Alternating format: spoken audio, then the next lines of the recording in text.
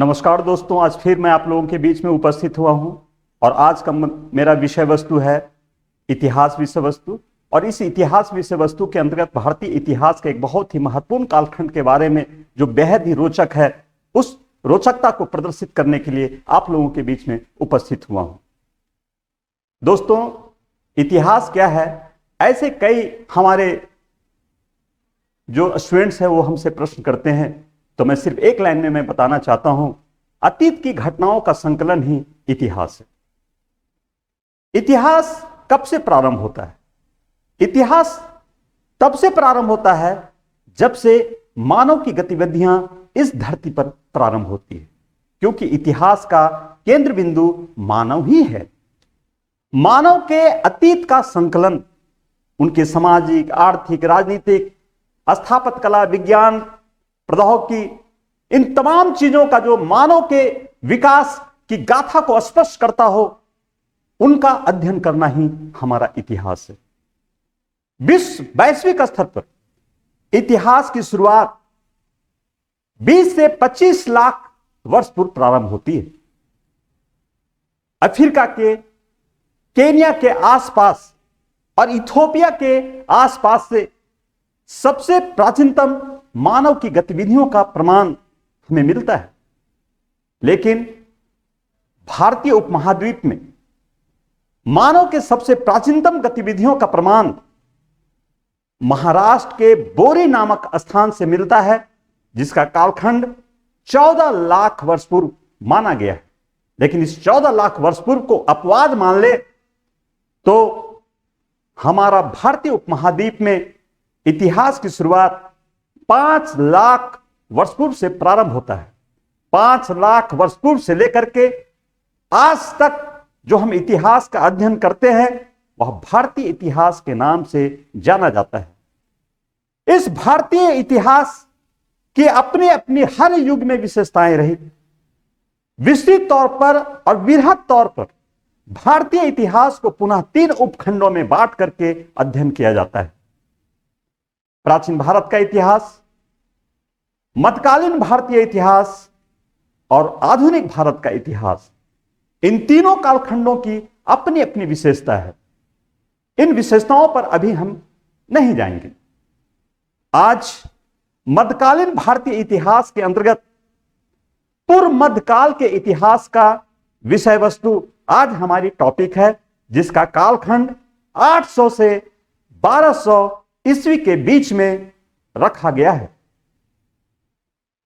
दोस्तों, मैं थोड़े से इतिहास को पीछे ले चलता हूं।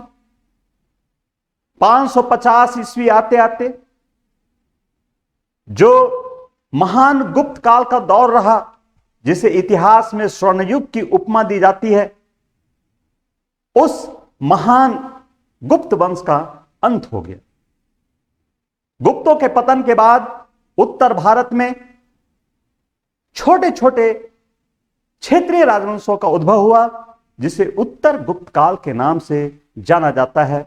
और इसी उत्तर गुप्त काल के बस थोड़ा सा समय के बाद कन्नौज में हर्षवर्धन नामक एक प्रतापी शासक शासन करते हैं, जिसका कालखंड 606 ईस्वी से 647 ईस्वी तक इतिहास में है। हर्षवर्धन की मृत्यु के बाद का इतिहास का प्रमाण हमें बहुत कम प्राप्त होता है।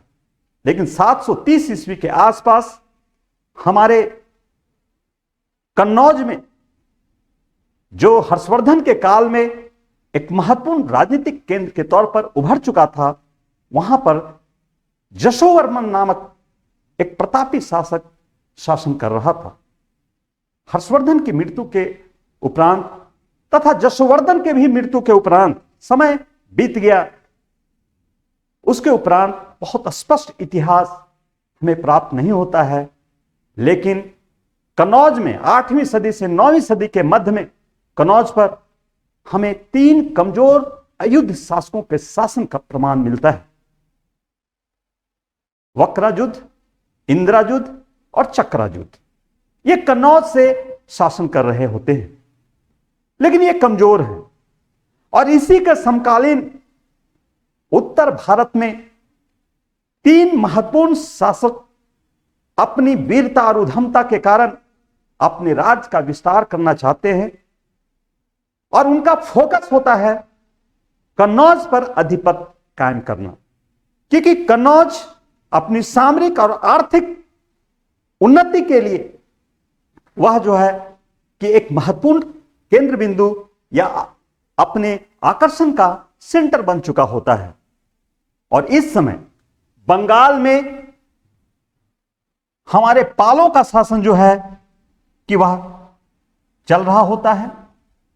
बंगाल में हमारे पाल हैं, हमारे जो हैं इस महाराष्ट्र में मानखेत में यहां पर हमारे राष्ट्रकूट जो हैं शासन कर रहे हैं, और साउथ ईस्ट राजस्थान के पास भीनमल इस जगह पर हमारे जो हैं गुर्जर प्रतिहार यहां पर शासन कर रहे हैं।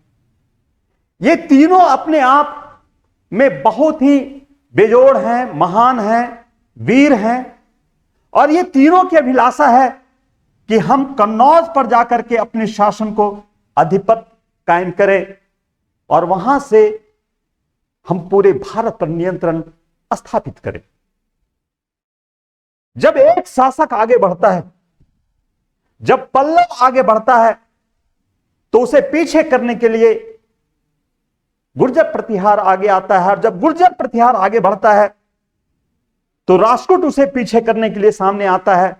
इस प्रकार कन्नौज पर शासन अधिपत्य करने के उद्देश्य गुर्जर प्रतिहार, पाल और राष्ट्रकूट के मध्य 150 वर्षों तक निरंतर संघर्ष चलता रहता है, और इस निरंतर संघर्ष को इतिहास में त्रिपक्षीय संघर्ष के नाम से जाना जाता है।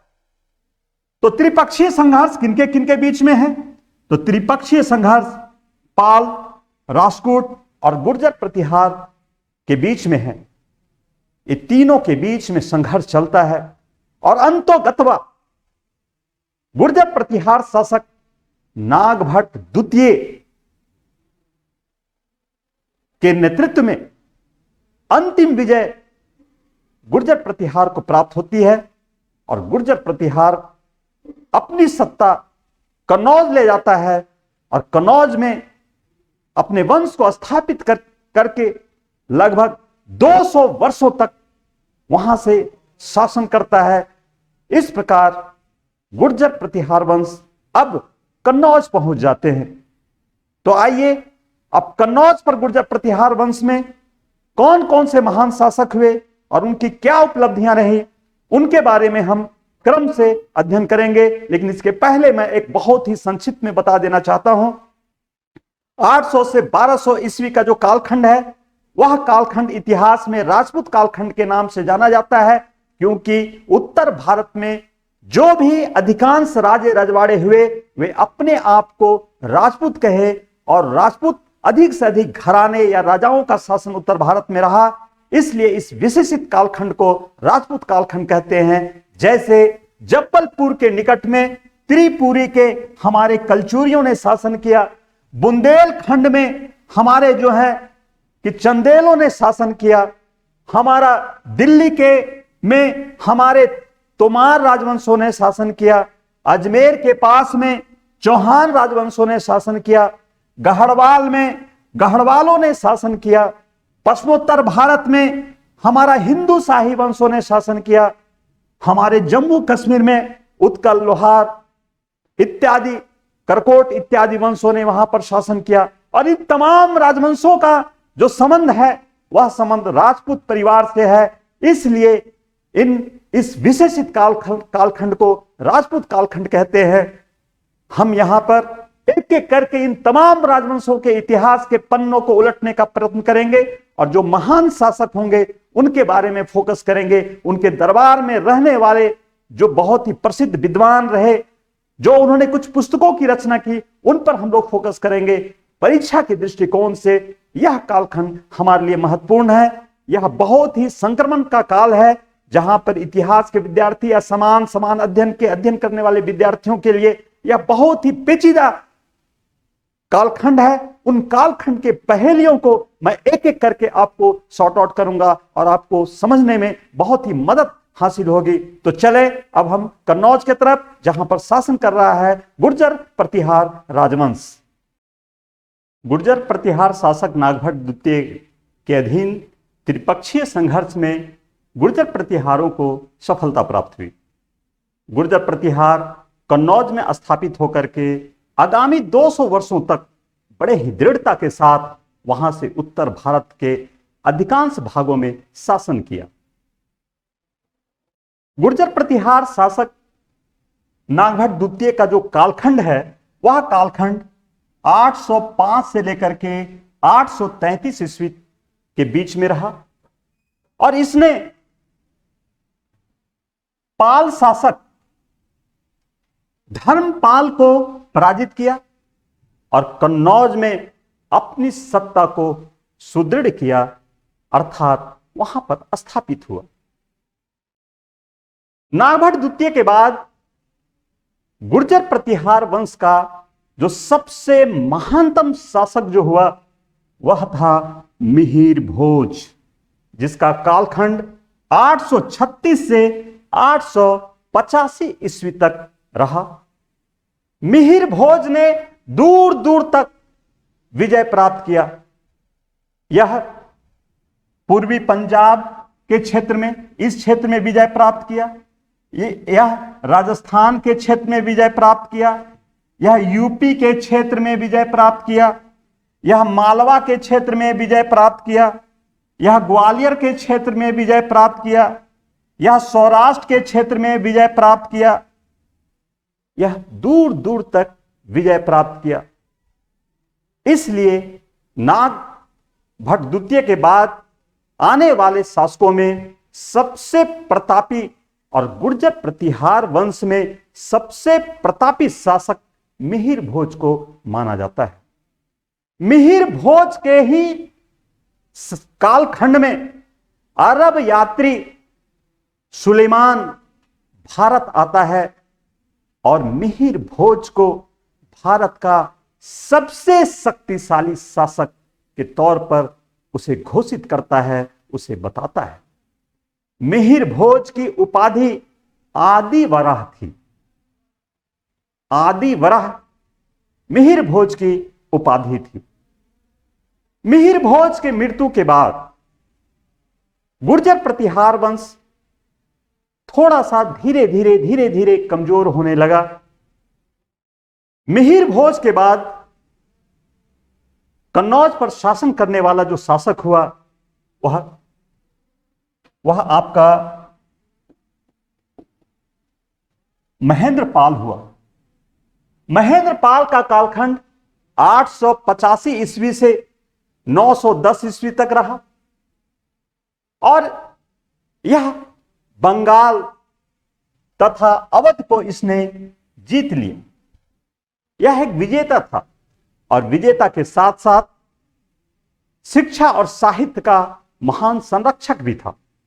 इसके दरबार में राजशेखर नामक महान विद्वान रहते थे, जिन्होंने कर्पूर मंजरी, काव्य मीमांसा, बाल रामायण और बाल भारत जैसे पुस्तकों की रचना की।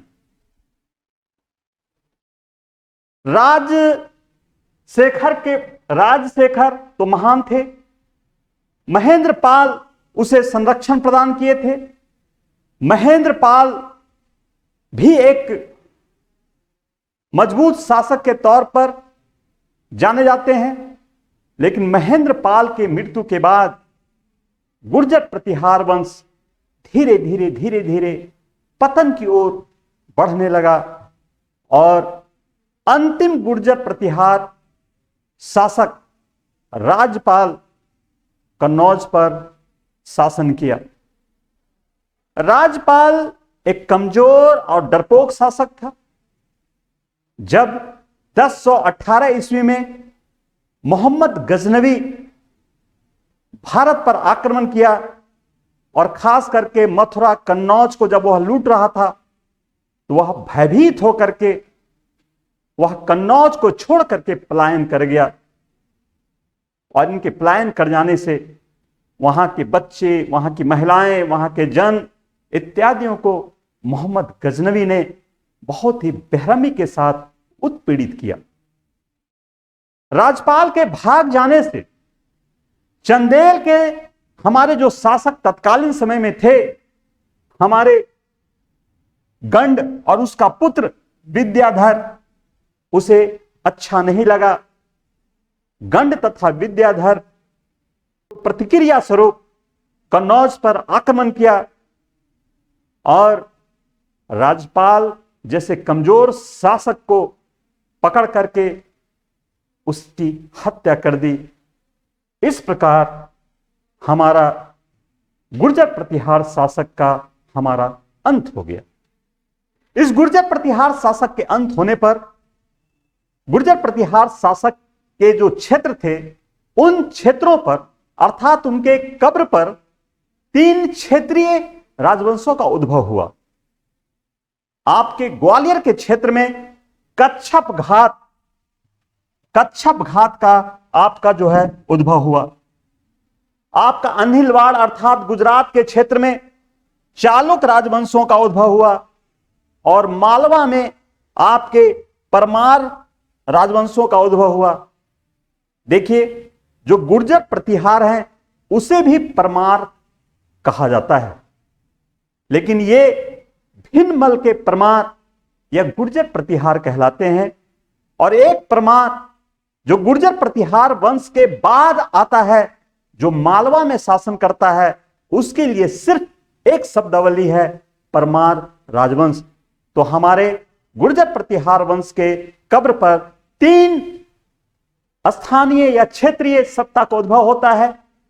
ग्वालियर में कच्छप घात, अन्हिलवाड़ अर्थात गुजरात में चालुक और मालवा में परमार राजवंश का उद्भव होता है। चलिए अब हम किसी दूसरे राजवंश की ओर चलते हैं। अगला जो महत्वपूर्ण राजवंश जो सामने आते हैं राजपूत काल में, वह हमारे गढ़वाल राजवंश है। गढ़वालों की उत्पत्ति इतनी अचानक हुई कि इसके उत्पत्ति, उद्भव या इनके वंशों के बारे में पता करना बेहद ही मुश्किल होता है।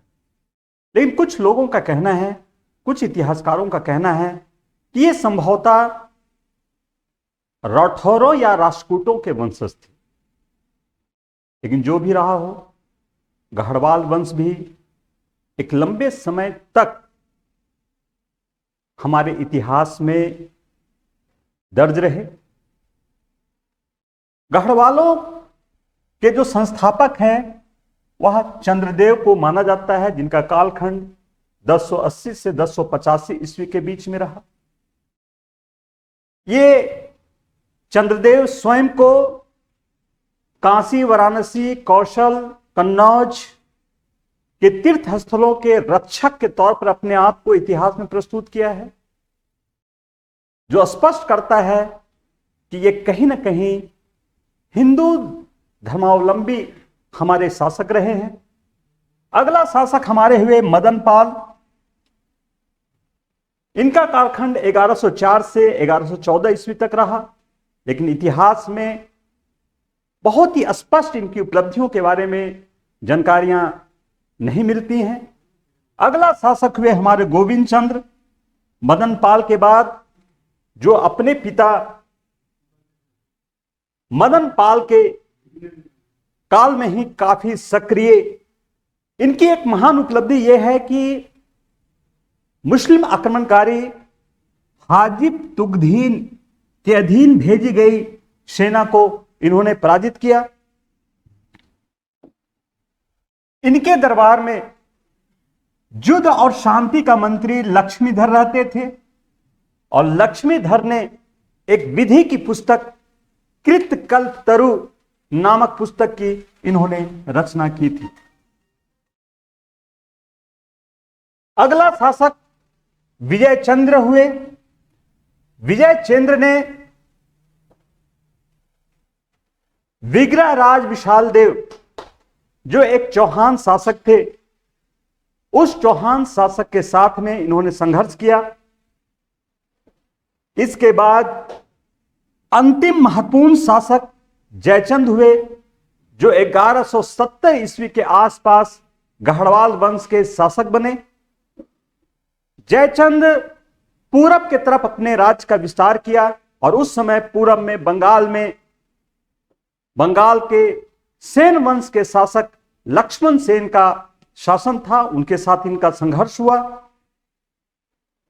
पुनः जयचंद का एक इतिहास में बहुत महत्वपूर्ण किंवदंतियां जुड़ी हुई है कि इनकी पुत्री का नाम संयोगिता था और संयोगिता का एक प्रेम संबंध चौहान शासक पृथ्वीराज चौहान तृतीय के साथ में रहा। और आप इस घटनाओं से आप विदित है कि संयोगिता की विवाह के लिए एक विशाल स्वयंवर का आयोजन किया गया, जिसमें अपने दुश्मन पृथ्वीराज चौहान को आमंत्रित नहीं किए और पृथ्वीराज चौहान उस स्वयंवर में आधम के और संयोगिता को वहां से अपहरण करके ले गए। ये इतिहास में सर्वविदित है। और इस प्रकार चौहान शासक पृथ्वीराज चौहान तृतीय तथा गढ़वाल शासक जयचंद के बीच में दुश्मनी का एक बहुत गहरा खाई का निर्माण हो गया। जयचंद की लड़ाई आगे गौरी के साथ में हुई 1194 ईस्वी में, जिसे चंदावर के युद्ध के नाम से जाना जाता है। और इस चंदावर के युद्ध में जयचंद पराजित हुए। उसके बाद कुछ समय के लिए उसका पुत्र हरिश्चंद्र शासन किया, लेकिन बाद में तुर्कों ने उसे अपदस्थ करके गढ़वाल सत्ता को, शासन को, क्षेत्र को अपने राज्य में मिला लिया। जयचंद के दरबार में एक महान कवि श्री हर्ष जी रहते थे, जिन्होंने नए सधी चरितम नामक पुस्तक की रचना उन्होंने की थी। इस प्रकार हमारे हरिश्चंद्र गढ़वाल वंश के अंतिम शासक के तौर पर है और यह हमारे गढ़वालों का इतिहास है। अब आइए, अब अगला राजवंशों के बारे में उन इतिहासों को हम लोग देखते हैं।